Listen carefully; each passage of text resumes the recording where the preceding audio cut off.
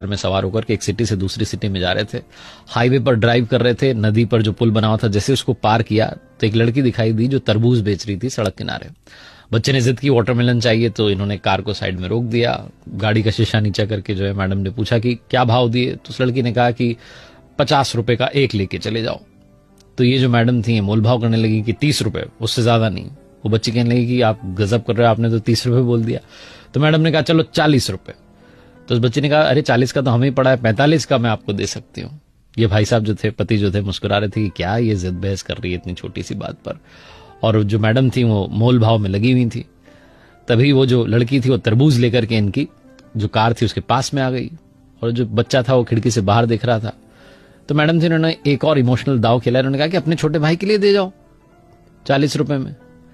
तो उस बच्चे ने कहा अरे वाह कितना प्यारा बच्चा है, क्या नाम है इसका। तो उस बच्चे ने बताया मेरा नाम गोलू है। कहने लगी वाह तुम तो सच में गोल मटोलो।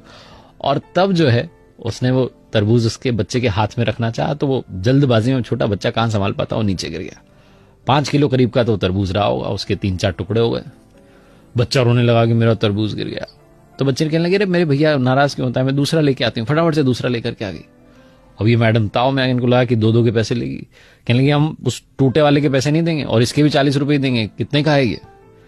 उस बच्ची ने कहा, जो लड़की बेच रही थी तरबूज की, मुझे तो आंटी जी कुछ चाहिए ही नहीं, मैं तो अपने छोटे भैया के लिए लेकर आई हूं, मेरी ओर से तोहफा है इसके लिए। तो कहने लगी नहीं तुम पैसे तो लो।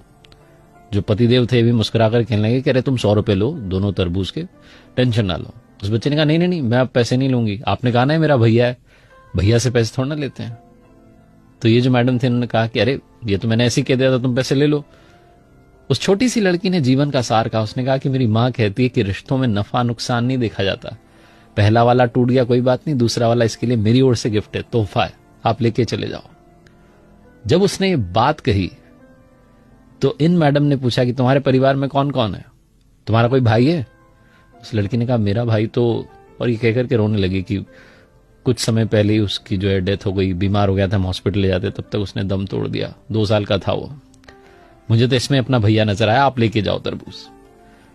ये जो मैडम थी ये जहां से आ रही थी अपने घर से और दूसरे शहर जहां जा रही थी, वहां पर किसी के रिलेटिव के यहां पर जाना था, गिफ्ट देना था, कंगन लेकर के जा रही थी। बिना देरी के इन्होंने अपने पर्स में से वो कंगन निकाले और उस लड़की के हाथ में रख दी कि बेटा ये मेरी तरफ से तुम्हारे लिए। वो लड़की कहने लगी कि अरे तरबूज के बदले ये। तो इन्होंने कहा हाँ बेटा, रिश्तों में नफा नुकसान नहीं देखते, तुमने इसको अपना भैया माना, मैं तुम्हारी माँ हुई, मेरी ओर से तुम्हारे लिए, अपना ख्याल रखना और सबका ख्याल रखना। ऐसा बोलकर के इन्होंने गाड़ी आगे बढ़ा ली। जो पतिदेव थे मुस्कुराते हुए जा रहे थे कि कैसी है मेरी पत्नी, भी थोड़ी देर पहले 10-20 रुपए के लिए मोलभाव कर रही थी और अब इतने महंगे कंगन ऐसे ही देकर